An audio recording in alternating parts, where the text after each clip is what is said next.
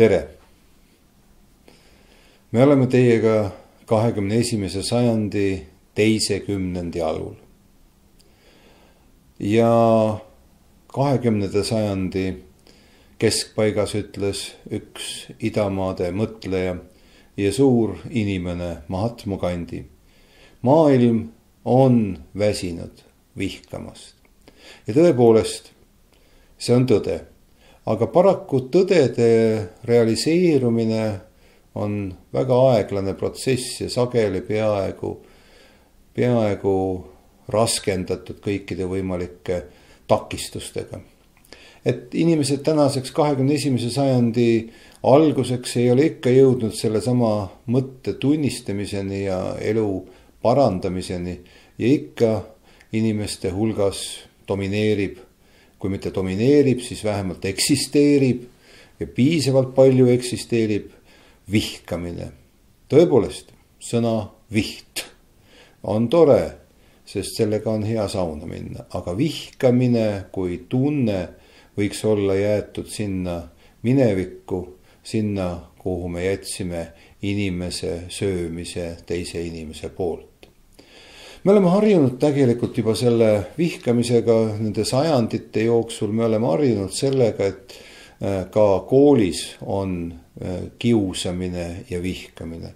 Ja kui me võtame meie kõigi poolt armastatud Kevade, siis Kevade tegelane Johannes Toots oleks ju tegelikult tänaste kriminaalseaduslike paragrahvide alusel pidanud kõvasti vangis istuma, sest et tal oli seal tulirelvakooli toomine, avalikus kohas joomine, siis oli seksuaalne ahistamine, siis oli süsteemne tagakiusamine, siis oli rahvustevahelise viha õhutamine ja nii edasi ja nii edasi. Tegelikult ühe korra me saime kokku ligemale 10 paragrahvi, mille alusel tuleks Tootsi kinni panna. Aga ometi tuli Tootsist üks tore ja vahva Eestimaa talupidaja ja see kooli kiusamine, mis siis tol hetkel aset leidis, ei muutunud sadistlikuks ja inimest hävitavaks. Jah, tõepoolest, see ongi selle asja keerukus, kus kohas kooli kiusamine niisuguse rüblikute rübelemisest kasvab terroriks ja inimest hävitavaks sellise määrani, et noor inimene läheb, haarab mingi relva ja siis tulistab sellega. Siin neid Soomes, Norrast, Ameerika Ühendriikidest ei maksa üldse rääkidagi. Neid näiteid on palju.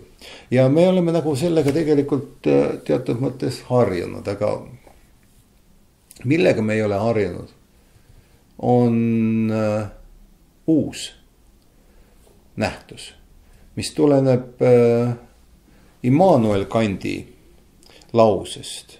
Kui Immanuel Kant ütleb, et õigused ja kohustused peavad olema tasakaalus. Nii palju kui on õigusi, nii palju on kohustusi. Nii palju kui on kohustusi, nii palju on õigusi. Siis me näeme, et tänases õigusruumis ja meie tavateadmistes eksisteerivad väga palju laste õigused. Väga palju. Kooliõigus ja lapse õigus ja ÜRO laste õigus ja siis teised deklaratsioonid. Ja milline on siis see õiguste kõrval see kohustuste tasakaalustav kaaluviht? Ja seda peaaegu ei olegi. Tegelikkuses on vaid soovituslik, mitte ka kohustuslik õppimise nõue. Ja siit tekibki olukord, kus kui midagi on tasakaalust ära, siis lähemal või kaugemal ajahetkel toimub mingisugune katalüsm, mingi purse, mingisugune juhus, mingisugune intsident, mingisugune konflikt. Sest et ei saa maailm eksisteerida loodusseaduste väliselt. Aga see tasakaalu nõue on loodusseadus. Ja nüüd me olemegi jõudnud olukorrani, kus me korraga avastame ühe näite varal, et toimub kooli kiusamine, mitte õpilane õpilase vahel, vaid õpilane õpetaja vahel. Ja mitte õpetaja ei kiusa õpilast, vaid õpilased kiusavad süstemaatiliselt, sadistlikult õpetajat. Ja mis me siis saame sellest järeldada? Et me oleme nagu kaotanud terve mõistuse ja kontrolli olukorra üle. Et me oleme loonud situatsiooni, kus ühel poolel on kõik õigused ja teisel poolel puuduvad need täiesti. Ja nii läheb kaal paigast ära ja mis siis saab? Mis siis saab? Piiblis on küsitud, mis saab siis, kui sool ei ole soolane? Millega teha soola soolaseks, kui sool on saanud magedaks? Jah, juhtub vahel, et kaalud lähevad tasakaalust välja. Selles mõttes, et ühele poolele saab väga palju õigusi ja teine pool kaotab need kõik. Siis tekivad katalüsmid. Ja see, mis juhtus nüüd ühes Eesti koolis, see, kus pahatahtlikud, sadistlikud, mina julgen öelda, õpilased, kelle olid tegelikult kokku pandud sellepärast, et nendel kõikidel oli üks iseloomustav ühisnimetaja, see oli käitumishälve. Ja see klass oli komplekteeritud kõik käitumishälbega õpilastest, kus üks käitumishälve võimendab teist käitumishälvet ja kõik püüavad järjest suuremaks seda oma käitumishälvet pöörata ning tulemuseks oli selle väljaelamiseks oli siis õpetaja, kellel puudub tegelikkuses igasugune õigus inimväärsele eksistentsile ehk isiksuse kaitsele. Ja kuidagi valus on kuulata neid remarke ja neid isegi juhtivatel kohtadel olevate inimeste analüüse, kus nad ütlevad, et jah, pedagoogiliselt nõrk käitumine, jah, vaat õpetaja oleks pidanud sõnaga, kallid inimesed, vaadake, kui ei ole tasakaalu, siis ei ole sõnaga seal enam midagi teha. Kui maja on läinud põlema, siis on vaja see maja ära kustutada, aga mitte hakata rääkima, milliseid tulekaitse normatiive oleks vaja olnud selle maja ehitamise juures rakendada. Ja praeguses olukorras on nüüd paljastunud tegelik õpilaste terror õpetajate suhtes. Ja mida see näitab? Et me oleme jätnud õpetaja täiesti kaitseta. Ja milles siis saame me süüdistada õpetajat, kui õpetajal puudub isegi võimalus minna kuskile varju, kui õpilased tahavad teda rünnata. Õpetaja eetiliselt ei tohi tundi katkestada. Ta peab olema oma pedagoogilise võimekuse demonstreerimiseks valmis tundi läbi viima ja lõpetama. Samas ei saa ta mitte midagi teha nende õpilaste vastu, kes asuvad temaga füüsilisse kontakti. Ta ei saa isegi kuidagi moodi füüsiliselt ennast kaitsta. Aga teda võidakse mõnitada sõnadega, teda võidakse mõnitada tegudega, teda võidakse kättpidi tirida, teda riideid võidakse määrida, temale võidakse kõiki asju teha ja õpetajal puudub võimalus ennast kaitsta. Nii et siin me oleme jõudnud olukorda, kus kaugemale minna ei saa. Me peame võtma need kaalukausid ja tasakaalustama. Ja peame ütlema, et kui tehakse käik A, siis õpetajal on õigus käigule B. Ja see peab olema iseenesest mõistetav. ja teisel poolel, kes kasutab oma õigusi, peab olema ka teadmine, et tal on kohustused. Ja kui ta oma kohustusi ei täida, siis ta kaotab need õigused. Ja tema suhtes rakendatakse järgmisi ja järgmisi sanktsioone. Loomulikult, me tahame, et meie järeltulevast põlvkonnast kasvaksid kenad, toredad Eesti Vabariigi kodanikud. Nende hulgas kindlasti ka Eesti Vabariigi president, nende hulgas ka Eesti Vabariigi peaminister ja loomulikult. Kui hästi me need kasvatame, nii hästi tulevikus Eesti riiki siis juhitakse ja Eesti riigiga siis tuleviku käekäik läheb. Aga need meetodid, kuidas me seda teeme, peaksid olema niisugused, et inimesed saavad rakendada oma loomingulisi ressursse, teades, et inimväärne käitumine on kõigilt oodatud, nõutud ja kohustuslik. Vaadake, siin ongi see keerukas küsimus. Missugusel ajahetkel peab see tasakaal tekkima? Mis ajahetkel peab tekkima see tasakaal? Kas see peab tekkima juba lasteaiast? Või peab see tasakaal tekkima juba enne lasteaeda? Ja kes peab seda tasakaalu looma? Kas seda peab looma perekond?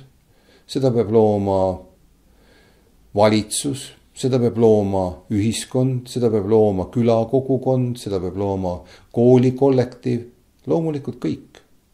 Sest et nii kaua, kui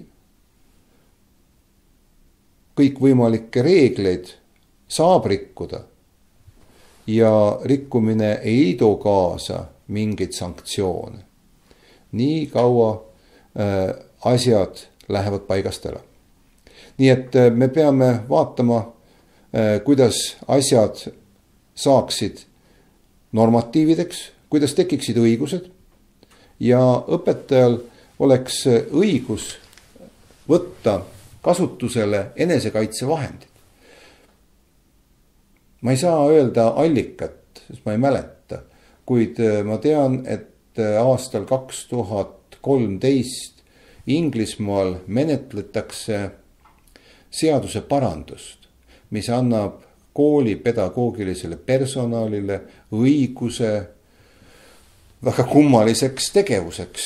Õpilase allumatuse korral õpilast karistada 4 silma all vitsaga torso alumisele tagumisele paljastatud osale ning õpilase allumatuse korral tunnis joonlauaga tema näppude pihta lüüa nii mitu korda, kui ta on ära teeninud. Mis see tähendab? Kõige pikema traditsiooniga demokraatias Inglismaal on jõutud sinnamaani, et teistmoodi enam ei suudeta ohjata õpilasi.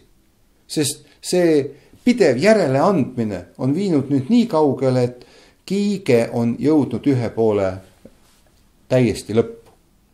Ja nüüd me peame hakkama sealt tagasi tulema. Sest mis teha? Mis teha? Aru saama ju noor põlvkond peab kuidagi moodi sellest, kus kohas on piirid, mida võidakse, mida ei võida. Loomulikult ei ole olemas ohtu, et kõik õpilased saavad nende Inglismaa õpetajate käest niiviisi peksa torso alumisele tagumisele osale või näppude pihta joonlauaga, kuid see on teadmine, et see võib juhtuda. See võib juhtuda. Kui ma ei saa aru sõnadest.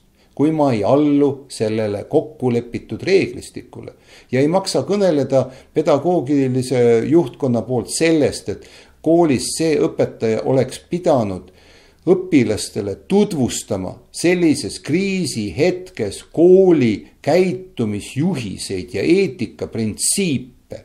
Andke andeks, kui toimub lahing Afganistanis ja kuulid lendavad, siis ei ole mõtet kõneleda mingisugusest eetikaprintsiipidest. Kui õpilased on otsustanud õpetajat mõnitada ja rünnata, üles pannud oma mobiiltelefoni kaamerad selleks, et õpetaja käitumist tuvastada ja politseilikult siis seda hageda, säärasel juhul ei ole tegemist enam mitte mingisuguse jutuajamisega. nii et head inimesed, esmalt, mida peaks tegema, on endale tunnistama, et see pendel on jõudnud kuhugile väga kaugele keskkohast. Et seda pendlit tagasi tuua, tuleb hakata kohustusi tasakaalustama, et see kaal saaks tasakaalu.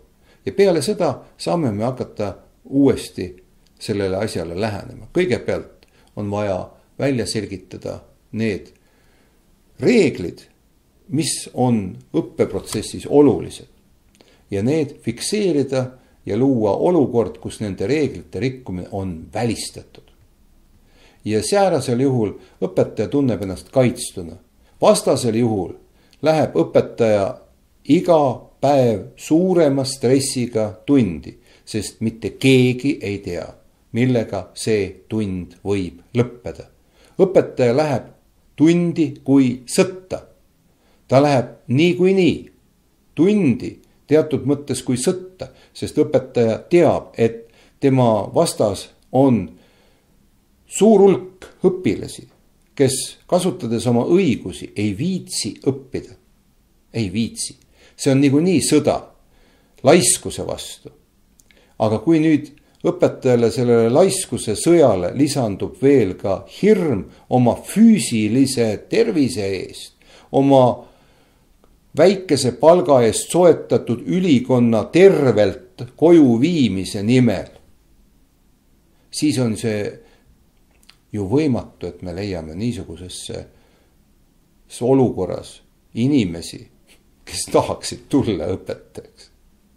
Ja kas me siis tõesti oleme jõudnud nii kaugele, et me leiame Eestimaal umbes 10 õpetajat, kes interneti vahendusel loevad oma tunnid sisse ja ülejäänud Eestimaa õpilased istuvad siis kodudes ja kui tahavad, siis veebipõhiselt vaatavad tundi, kui ei taha, mängivad edasi, kui ei taha, istuvad Facebookis ja suhtlevad oma tutvusringkonnaga. Kas me niisuguse kooli arengut tahame? Kas me tahame jõuda oma kooliga säärasesse punkti? Ja kui me tahame, siis tunnistame seda ausalt ja ütleme, jah, see ongi meie eesmärk. Rohkem kui 12 õpetajat Eesti suurusel riigil ei ole tarvis. Ja need on ka kodus. Nendel on kuulikindlad aknad, nendel on oma veebikaamera ja sealt elevandiluust tornist nad kõnelevad õpilastega, tänavale ka ei lähe, interneti kaudu tendivad kaupa, sest kuna nad on mõnele õpilasele kahe pannud internetis, siis see õpilane võib lihtsalt oodata teda ukse taga ja tahab talle millegagi äsada. Kas me niisugust kooli tahame? Või me tahaksime ikkagi niisugust kooli, kus on oma õigused õpetajal ja omad kohustused õpilasel. Nad aksepteerivad mõlemad seda. Nad saavad aru, et nad on teineteise jaoks ja nad kõige tähtsam, armastavad teineteist. Ei ole võimalik nõuda õpetajalt, et ta armastaks õpilasi, kui õpilased vihkavad õpetajat. Miks see tekib, mina ei tea. Aga veel kord, me oleme 21. sajandil ja vihkamine peab otsa saama. Sellest peaks tulema, me armastame teineteist. Ja siis tuleb, me armastame kooli, me armastame õpetajat, õpetaja armastab õpilasi, õpilased armastavad direktorit ja kõik armastavad üksteist, sest nii on kõige parem elada. Nii et, mu head sõbrad, viigem õigused ja kohustused tasakaalu, vaadakem teineteisele mõistva pilguga otsa ja lausugem, mu hea sõber, sa oled suurepärane. Mina armastan sind ja ma tahan, et sul läheks hästi. Ja säärasel juhul saab see ka koolis nii juhtuma. Tänan.